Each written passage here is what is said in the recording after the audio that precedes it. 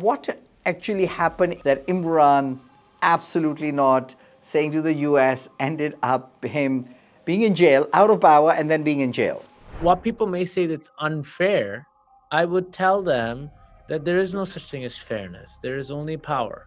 He particularly underestimated his own power. There was a lot of hope that when Trump would come, establishment support for Imran Khan changed. It could come all of a sudden, so people should be ready. And one day some tweet will go out, and I think that's what's going to happen. Are you still hopeful that a tweet will happen? Just the nature of who Trump is, there is no method to win. I think what Imran Khan did not learn from Erdogan is that Erdogan spent a decade reorienting the entire military. Imran Khan thought just being popular is what gets you power. Pakistan ruled very openly by the military for so many years. You can have all of these chess pieces move on the board, but we are the board. American power and this kind of Bretton Woods and rules-based order. And a lot of what's happening right now, people are talking about the unpacking of this order. One as the villain, two as the outsider, and three is always the anti-establishment elite figure who actually related to the masses. So yes, he's apprentice in the boardroom, but he is the people's CEO. If you want to predict how Trump is going to act in case of Pakistan, with Imran Khan, or with India, you got to read that book. Today we are at the studios of our friends at Raftar, where we are collaborating for production of this podcast. The podcast is titled The Alchemy of Trump 2.5. Trump is an enigma. Who is he? What does he mean? What would be the world after 4 years of Trump 2.5? What would it look like? So someone who is, I would consider him to be a public policy entrepreneur and a friend. He's also from the Harvard Kennedy School. So he's a Harvard alumnus, but I think I would rate him the fact that he did an AB, an undergraduate at Princeton more, because Princeton undergraduate is quite very prestigious. He is Taufeeq, someone that I have known and I've worked with for the last 10-15 years. We'd want to know that how does Trump 2.5, the book, is a reflection of you or your past, because you spend significant time, did put in a lot of effort to do that. So the person behind that book, and how is your personal values, your experiences, traumas, or whatever you want to share, got you to become this far, who you are today, and then into the book? Well, so it's a great question, because it does go back to that genesis of when I am a teenager going into Princeton in the year 2000, and the largest issue at the time on campus became the Israeli-Palestinian issue, and it was the second Intifada. And I found myself in a unique role, being pulled in to different directions and active on campus. And there's a lot over there. The first divestment movement started at that time, and including at Princeton. And I was involved, and then I quit. And when I quit, I got pulled into a lot of newspaper coverage and articles that were praising me quitting the movement. And I ended up on a NPR with Alan Dershowitz. You might know. Yes. And I was 20 years old. And Harvard Law School professor. the Harvard Law School professor who has with some very interesting interests. exactly. Exactly. People can Google so we don't get sued. And I found myself, they brought me in between kind of two people, but I found myself arguing with Dershowitz on NPR. And I realized that, there is no one political tribe that you can be on. You might take an issue and you might end up on one side of a tribe, and then that tribe might actually end up on another place. And what I realized is you need to have a set of principles, and each issue you're going to have to deal with differently. And your allies might change, and you cannot take political assumptions for granted. And of course, the other issue that rose up while I was on campus was 9/11. And I was a leader of the Muslims Association, And so I was dealing with the fact that the FBI was coming to campus and taking student records. I myself, had to deal with a lot of different issues, which are of a personal nature. And so, on one hand, you're confronting what is really a whole environment of surveillance that's directly affecting you. And on the other hand, you're studying public and international affairs. And at that time on campus is Pete Hegseth, who's now the Secretary of Defense. And he was writing for the Princeton Tory. And I was writing against the Iraq War in all of the left-leaning publications at the time. And you're standing there. At that time, it was not popular to write against the Iraq War. And you're militating against that in a way of almost like an opposition person, while this entire elite structure comes against you. And at that same time, Colin Powell gets invited to campus to receive the George Kennan Prize in front of 1,000 people in Richardson Auditorium with the president of the university.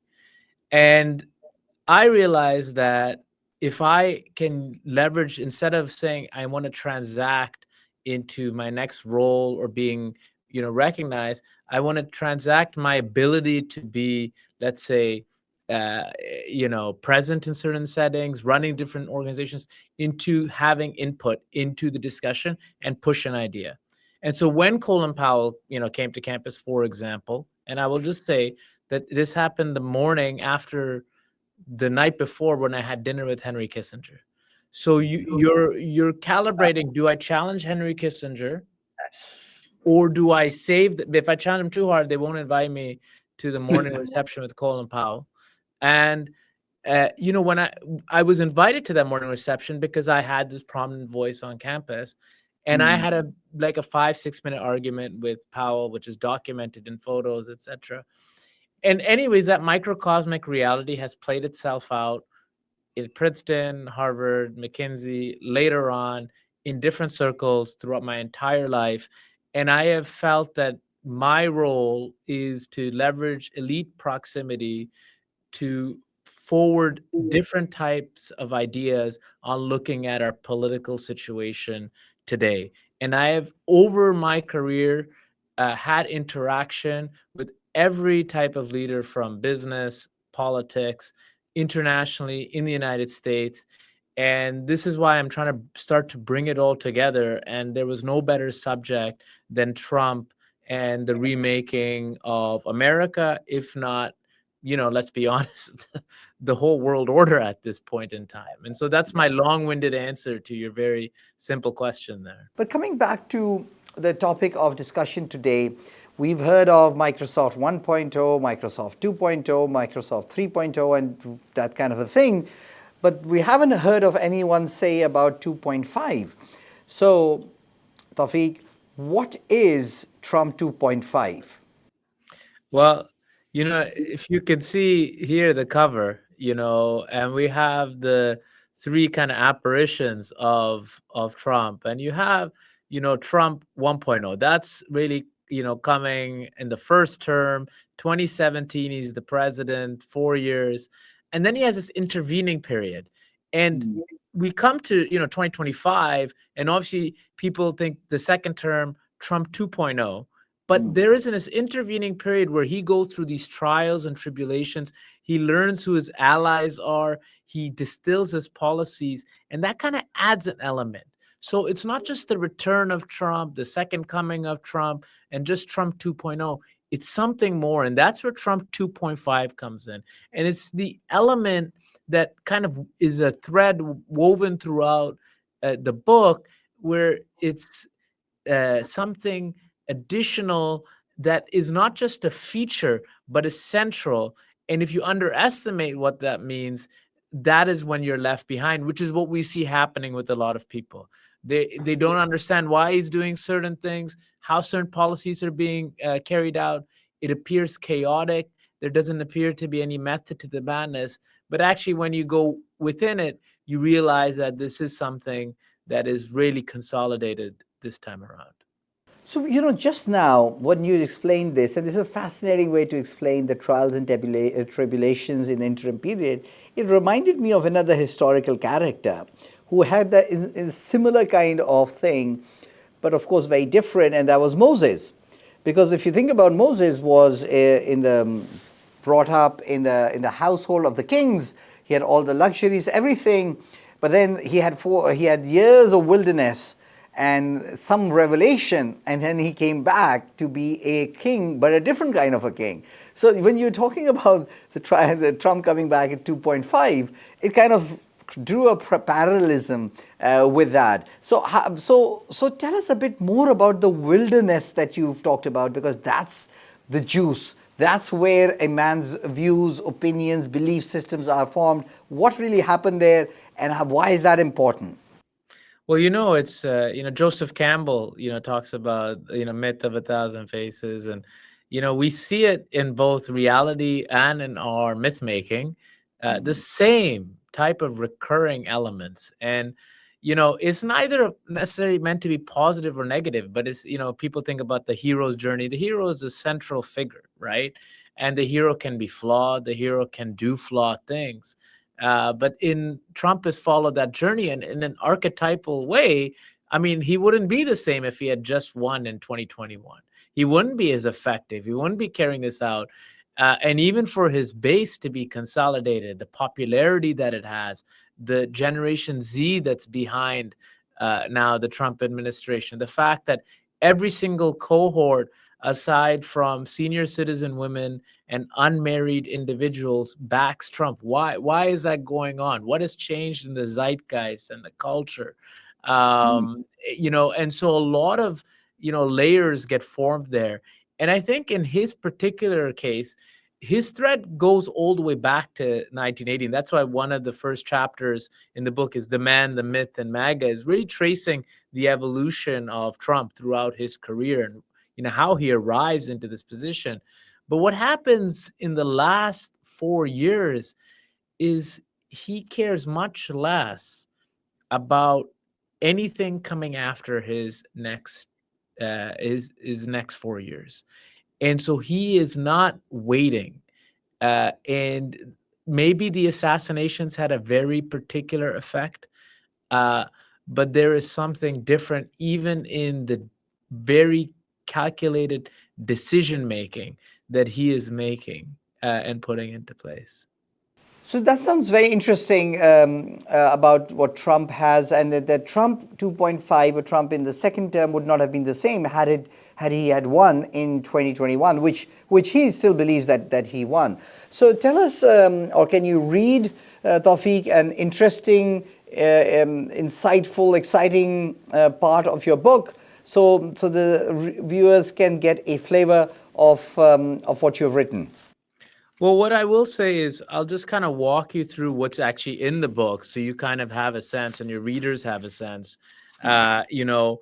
We start with kind of an upfront section, that's in here on just kind of what you need to know. But then, as I mentioned, it goes in the second chapter into the man, the myth, and MAGA.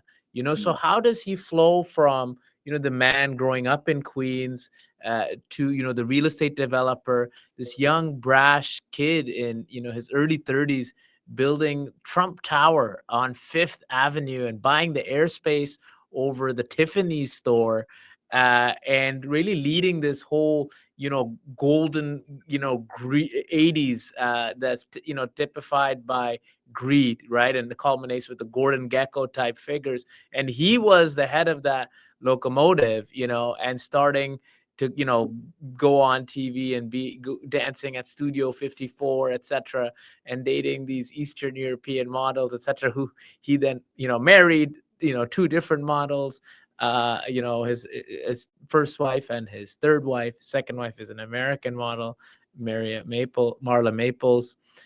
And so this charts a lot of that. In the process of that, Ahmad, I also watched, close to 50 interviews of Trump over the years, including going back to 1980 is one of his first major kind of, interviews. And you can see a similar trend line of this man who talks about America being ripped off. He talks about foreign countries. He talks about nothing is built in this country anymore. And so what you see today, we have Trump 2.5. We have this trials and tribulations. We have this man returning. but it really goes back to those early days, that kind of sentiments that he had. And so by the time you get to the third chapter, which is on the principles and policies, which elevates a little bit beyond just Trump, but what are the principles and then what are the policies of the White House, foreign policy and domestic policy, which is where we talk a little bit about, Pakistan. You're getting into that much more kind of structured frame, but that DNA is consistent, which he's laid out in the second chapter. And then the fourth chapter, which is on people and positions, is for some people the most interesting one. That's where they're spending, a couple hours just, going back, seeing who's there. We have everybody from Darren Beatty, as you know, to Steve Bannon, to Laura Loomer. How do these people all flow into the MAGA world, into Trump world? But when you ask me what my favorite parts of the book is, I mean, it's really the last chapter, the way forward, which is kind of like, how do you engage? Or if you want, because some people, Trump is against their values. He's not at all a prophet like Moses. He's devil incarnate. And so some people might choose to disengage. How do you do that? How do you follow that? But in that section, I also talk about two things that I think are worth reading, which are what I call the Mars shot, which I think is going to be very interesting, and America's 250th anniversary, where we're going to see a series of events. We're going to see a military parade, for example, which will coincide with Trump's, I believe, 79th birthday. So there's, a lot of spectacle, but also just the imagination of space will be coming into this moment. And so I think there's going to be a lot of mixed emotions for people. And so tell us a bit more about the Mars, what you said? Mars Mars? shot. I call it the Mars shot. People call it the moon shot. But in the book here, I have a section on, the Mars shot. I don't know how these cameras work, but you can see there, Mars shot right there. Very unprofessionally, just, doing this in our professional podcast.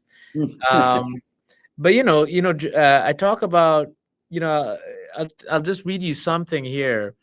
In 1962, then President John F. Kennedy gave a landmark speech, "We Choose to Go to the Moon," in which he reinforced that America would reach the moon during that decade. By the time this was achieved, he had passed, but the milestone stood the test of time. The Trump administration will promote space exploration during this term, with Elon Musk already playing a centripetal role. Very interesting.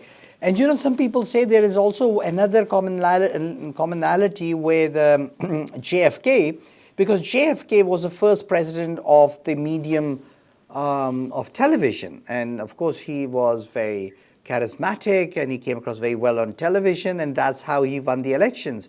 And Trump, in a way, is the first candidate of the the social media generation, and how he uses social media to do that. So there is a kind of comparison between the two. And of course, I think one thing which is very instrumental in Trump's winning was the TV show that he used to run, and with the very famous, like, "You're fired."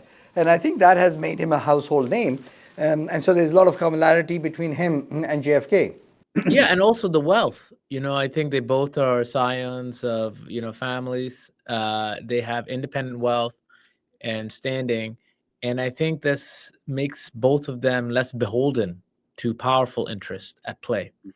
Now, politically, they might be on different sides, and that's a debate for the Kennedy family itself, right? Which is split on this dimension, with RFK Jr. serving in the administration.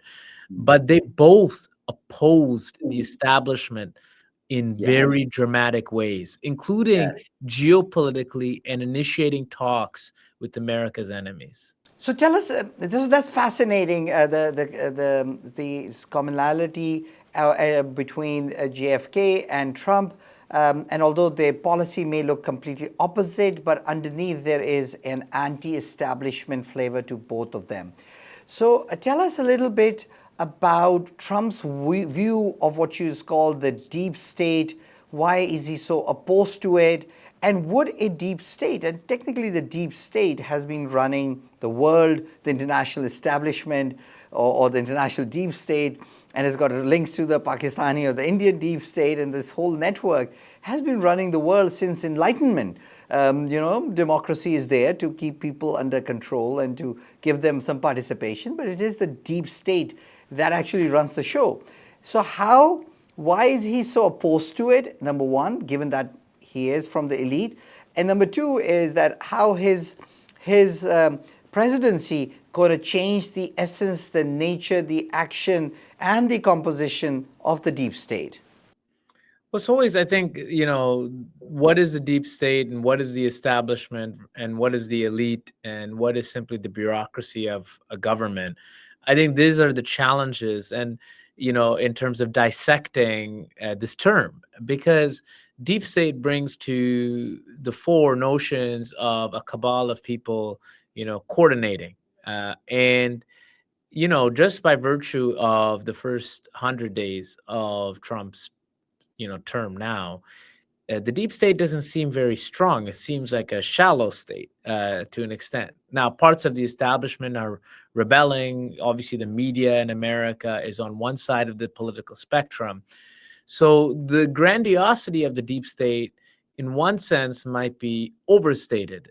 But I think generally, if we speak about the establishment, and the establishment becoming very politicized over the last 15 years to a degree that it all landed on one side of a political spectrum. And very strangely, it was not clear internationally if you were then a left-wing issue or a right-wing issue. If you went against the establishment, you were immediately a right-wing issue. So was Imran Khan and supporting his freedom, is it a left-wing issue or right-wing issue? Unclear, unless we know if Imran Khan is pro or anti-Trump. Then the establishment in the United States will determine whether this is worth supporting or not. And then you would be right-wing and against democracy. So in that sense, if you were Trump, you had no choice but to oppose the establishment writ large. But there was a bifurcated establishment in America, right, that co-opted a lot of, let's say, right-wing figures and so forth. But Trump's role from the 1980s in real estate, in how he entered popular culture, in how he entered then mainstream politics, was one, as the villain, two, as the outsider, and three, as always the anti-establishment elite figure who actually related to the masses, right? So yes, he's apprentice in the boardroom, but he is the people's CEO, right? And he's appealing to all of these people in the street who know his catchphrase, "You're fired." And so he's a Gatsby-esque figure. And Yes. he's got this tremendous contradiction in himself, trying to overturn the elite and establishment and all the institutions while still being recognized by them and appealing to them. So this is, a very, very interesting part of the dynamic of Trump, and it interrelates to every aspect of his political rise, the notion of the establishment, and then what does that mean for the overall kind of way the world works. So do you think that the establishment, which is mostly around DC or New York, be it Wall Street or the big lobbying firms, but now the tech, and particularly the big tech, is now going to make its presence felt more within the establishment of the deep state of the United States, and kind of Trump, by bringing in Elon and others, has kind of midwifed that transition in the composition of the deep state in the US? Yeah, I mean, in many senses, if you go back to the early 2000s, Google, even the formation of SpaceX, how was, SpaceX formed? How did, Elon Musk start procure rockets? What's the relationship with InQtel, which is, the CIA's venture fund? What's the relationship between DARPA and Google? What is the relationship between Eric Schmidt and the Department of Defense? So the links between, just the underlying military industrial establishment in the United States and Silicon Valley, goes back a quarter century. Even the most extraneous figures are deeply embedded inside the establishment. These are not, this is not, somehow, aliens coming from outer space taking over the United States. So, how does Elon Musk, whilst being the most highly cleared person, civilian in the government, then goes into Department of Defense and tries to cut it, in so many parts, and then it somehow people get really upset and becomes the quote unquote the enemy of the Department of Defense. How does that happen, and how does it kind of play itself out? He is a central feature of the most important geopolitical effort of the United States at this time, which is space supremacy. And there is nothing short of a really unmitigated disaster that would delever Elon Musk right now from the US military industrial complex. I'm actually a big fan of Doge, and I feel that we need to do something in Doge like Pakistan, and I call it Doji Pakistan, which means Doge Yankee style in Pakistan. Because I think the bureaucracy is what prevents change from happening in a society, and it keeps things the way it is, and it only perpetuates itself. And in order to progress, you need to make it weaker and actually introduce power from other sides of society. So what do you think of that argument, and how's Trump playing into it? I think the challenge, and this is a very, very big challenge for a lot of countries, this is an American world. So there is an American bureaucracy that has become bloated and does kind of serve itself and has a lot of features. There is a global bureaucracy that's then linked to the United States that kind of pseudo manages affairs of the world, or at least puts a fig leaf of management on top of it, allows for certain interactions. And then there is the linked domestic bureaucracy with the United States and global bureaucracy. And within each country, there's these kind of linked bureaucracies, sometimes more direct, and sometimes it doesn't seem they're as direct. And then you have the appendages, which are they're not from the global, they're not in this domestic linked, and then they're not necessarily in the US. They're the NGOs, the nonprofits, the media, but that are getting funding, that are incentivized by, that represent, and through osmosis, elites who might, like us, go to the Kennedy School, we start to think we have careers and pathways. We develop a whole ethos of being within these infrastructures, not realizing we're just part of this kind of, octopus. And so when we talk about reform in Pakistan, it's you then have to parse, say, well, what is really particularly Pakistani bureaucracy that stands apart or separate from this? Yeah. And then that comes to a very, very critical question around power. Yes. Because the number one thing is sovereignty. And the biggest challenge for countries today is to understand the concept of their power. And I think Pakistan, in a very, very strange and quixotic way, has a concept of power because it has been ruled very openly by the military for so many years, which very clearly is saying you can have all of these chess pieces move on the board, but we are the board and we can move at any time. And by the nakedness of that means that there doesn't need to be fake conversations. And if then the reform of the bureaucracy can happen with that very real kind of situation, then I think there are reforms that can take place. But the United States, in whatever they're doing with Doge, etc., will not work in other countries because the predicate has to be, how is your power derived in your country? And then how that power is exercised is the bureaucracy. It's the medium through which the power is exercised with the people and society. So you have to start with the power, and then you can move with how it's exercised. And if you don't resolve the former, it's just a lot of pageantry with the reforms of bureaucracy in these respective countries, including Pakistan. So I think this is a great point to talk about Pakistan, the US, the international bureaucracy, and the global, and how it's linked to it, because all of it plays in Pakistan. We have the US influence, we have the European Union influence, which is, you can say, part of the global architecture. We've got the World Bank and IMFs of the world. And then, of course, we have the local bureaucracy or establishment. So in your view, in your analysis, in Imran Khan's tragic fall from power, being very, very popular, then becoming unpopular, and then suddenly becoming popular again. So what actually happened in the interplay between the different bureaucracies that Imran, absolutely not, saying to the US, ended up him being in jail, out of power, and then being in jail? Yeah, I mean, look, at the end of the day, power in Pakistan derives from the military. And Imran Khan himself recognized that fact. And the argument the military would make would be that this is also the national interest. And Imran Khan, at some point, the argument we made is contravened the national interest.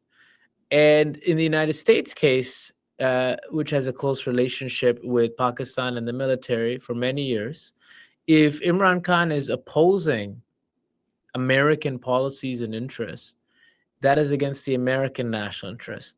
And if it is rising to a certain level, that is also then against the Pakistani national interest.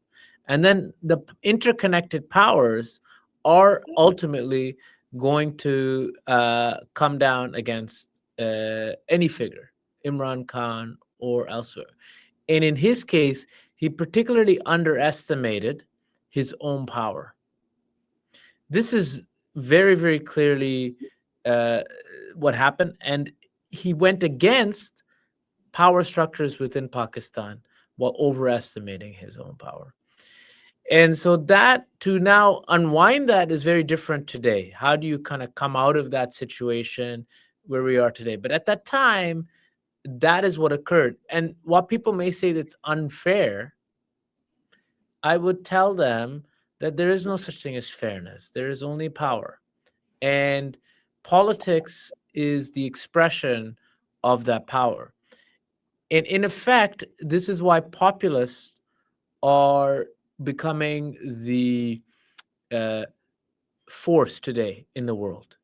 Because you have three forms of power in the world today. Mm-hmm. You have the American power, which is the American imperial power, however we put it. Within different countries to varying degrees, you have military asserted power and control that stands either integrated, adjacent, or semi-linked with the empire's power, right? So China and Russia are separate. North Korea and Iran have managed to be separate. Then you have more semi-adjacent countries. Turkey is trying to establish a semi-adjacent reality. Pakistan would say that maybe we have a semi-adjacent, maybe we can be like Turkey, but that is to me, yeah, exactly, right? That would be the desire that people would say on paper is there, but not in reality. And then you have populism, because if you cannot muster the military capability to have autonomous indigenous power, you can through people. And why is that the case? People think they talk about power and weapons. At the end of the day, it's somebody shooting a gun, somebody acting as a soldier, somebody carrying out orders. Even in a dictatorship, it's one person. Kim Jong-un is not taking 1 million people and forcing them to go and do something or enforce a law. So people have to be convinced, and they might do so because they don't believe that they could contravene something, etc. Unless there's populism, and populism creates a force amongst people that power then cannot control, the existing power structure. And that is why we're seeing that in places, and it is the only hope for Imran Khan is populism.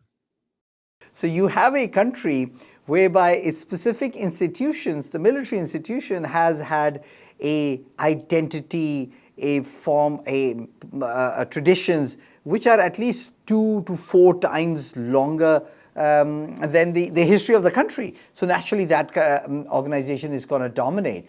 And I think the only thing you can do is bring in the power of the people. Erdogan was able to do that in 2007, and then later on he was able to do that. But Imran tried, but he failed. What was it that Imran, what do you think were his mistakes? You said he underestimated it, and number one. And number two, there was a lot of hope that when Trump would come, who was in essence an anti-establishment person, a lot of the establishment support for Imran Khan, would change and it would become more favorable towards Imran Khan. Yeah, I think that there are people, we talked about Darren Beattie and others in the State Department who are actively looking at Imran Khan's case and who will work on his situation. But there are broader foreign policy objectives of the Trump administration that take precedence. The terrorist attack recently does not help the situation, but it may if for Imran Khan if he plays his cards right. But the broader discussions with Iran, the broader discussions with China, the Ukraine Russia conflict, and the situation in Gaza are of preeminent importance and involve a lot of other geostrategic players, whether it includes India or China and neighbors of Pakistan. So I think this is one of the reasons for why the file is not so preeminent, and changes which then lead to complications. How do you manage a country like Pakistan? The U.S. doesn't want to midwife that country, right? Right now, it's there. So I don't think the so-called Eye of Sauron will turn immediately, but it could come all of a sudden. So people should be ready, and one day some tweet will go out, and I think that's what's going to happen. Are you still hopeful that a tweet will happen? Because a lot of people believe that that's not the case. Richard Grenell had been active, but he's gone silent. But you feel, and what is the reason, and what is Trump 2.5 that tells you that something like that can still happen? Well, I think, first of all, the principles are in play around globally. And we see playing on Europe right now, where they do not want the establishment in any facet to be politicized against them. And so this is where in Pakistan, it was seen that in a very consolidated way, the establishment became almost anti-Trump and collaborating with its opponents, right? In some degree, in perpetuating the Ukraine war. And, part of that ties up to the State Department memo and conversation and so forth. So I think there's a lot of unwinding on those files, which lead directly to the Pakistan military, to the current political establishment, and that were in effect angling against certain interests of the current Trump administration and its policies, and in many ways emboldening its opponents.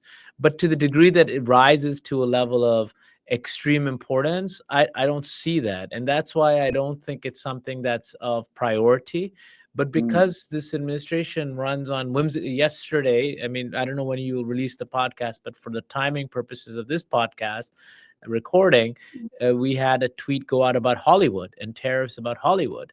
And they're going to have 100% tariffs on films that aren't made in America. And that doesn't seem like the most important concern. And yet Trump just tweeted that. And that's just after he tweeted or truthed on his Truth Social platform that he's going to reopen Alcatraz.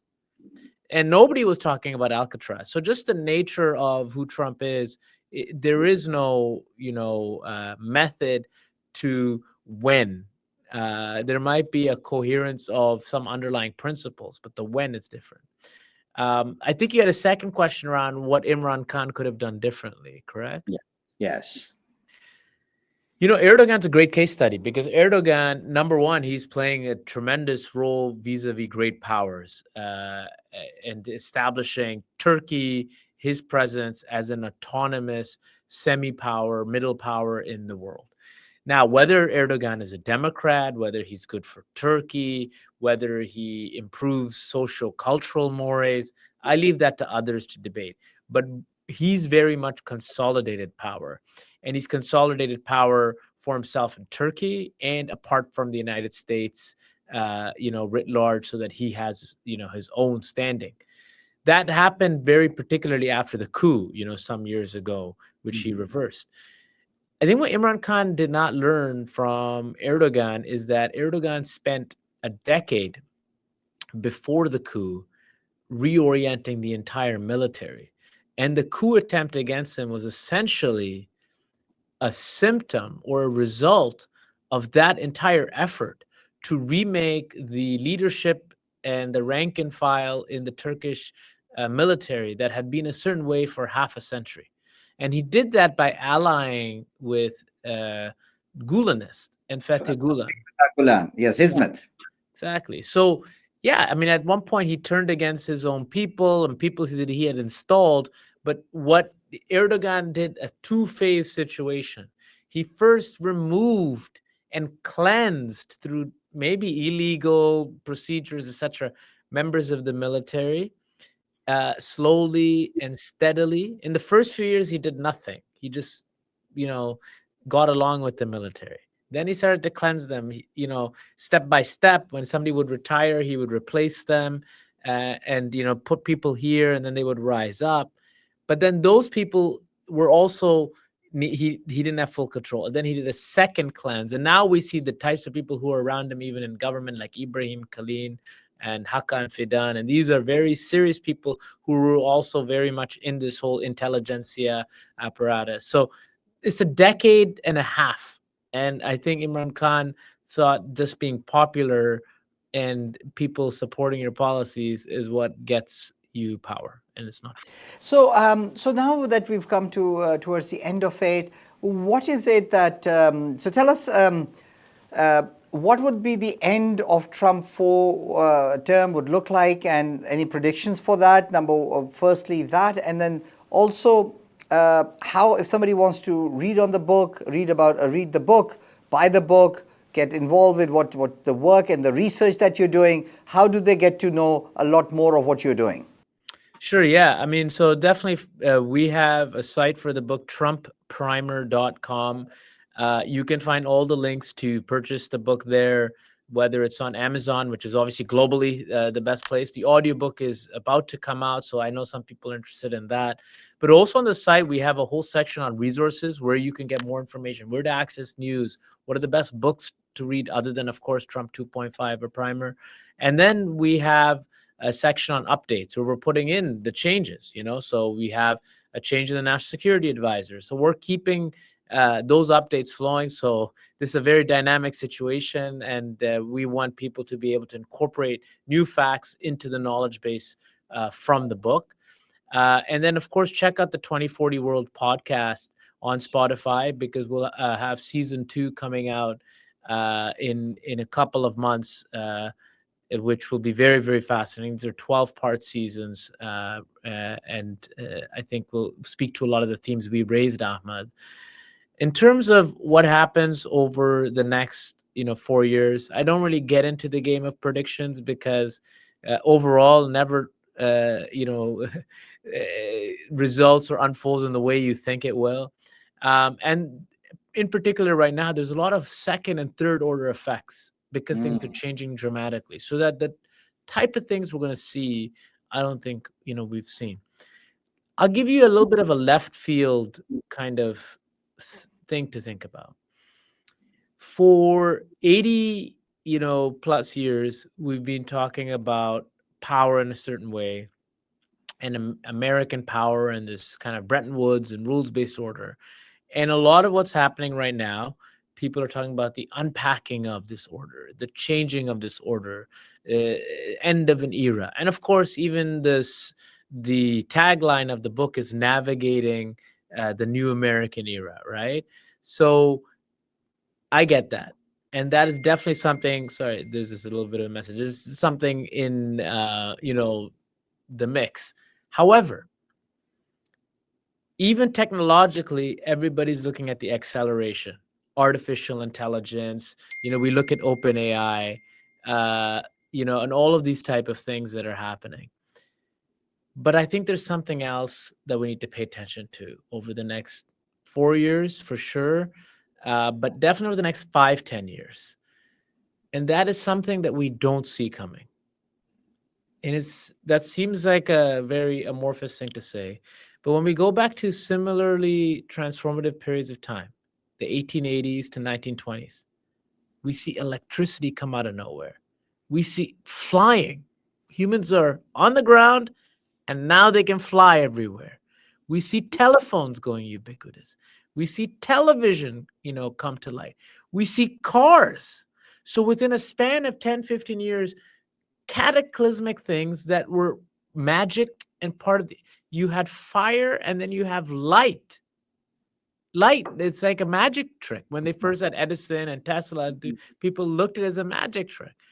And I say that because underneath it all, and AI acceleration helps us, there's a lot being kind of developed. And I think we're going to see something dramatic technologically that will make some of the discussions and debates we have, which we think we're so profound about, seem obsolete. And I think being ready to adapt to that will be what differentiates the people who succeed, the countries who succeed, and those who don't. Fantastic. And thank you. With that, I think we'll wrap it up. And I think and I totally agree with that. I think the US, by having Trump, a lot of people may think, has put itself in a difficult situation. But I think what it has done is to catalyze, speed up change of the world as it goes from an industrial, mechanical, energy-based society to a digital society. And so that, whether it is the shape of the economy, whether it is new sectors like space exploration, whether it is the composition of the deep state, or all of those things have to change and modify and improve with time. And I think Trump, whether some of his actions are taken as naive or kind of not thought through, I think what he will do is kind of shake up the existing system to kind of the ossified system, and for it to now settle or at least change in a way that the US is better able to deal with the age of technology, age of digital media, much better than other countries. Other countries are going to go through the same pain. The US has started going through it earlier, and it will come out of it earlier. So I think that's the lesson from the podcast today, and I'm very grateful to my friend Taufeeq, who I do meet time to time in Dubai, and we have a laugh about what's happening in the world. It's a fantastic thing that instead of becoming a MD, a senior partner at McKinsey, Taufeeq has decided to be a public policy entrepreneur and to think about the bigger issues of the world and solve problems at a systems level and humanity level. I think that's very important to come up with new ideas to do that.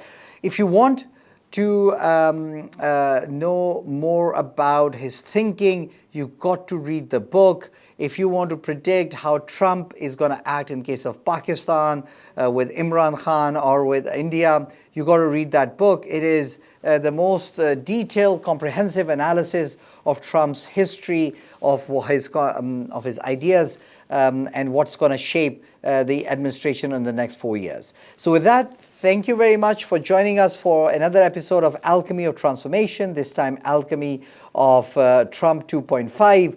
Do subscribe to the channel and do listen into this podcast and refer and forward it to your friends and families. Thank you very much.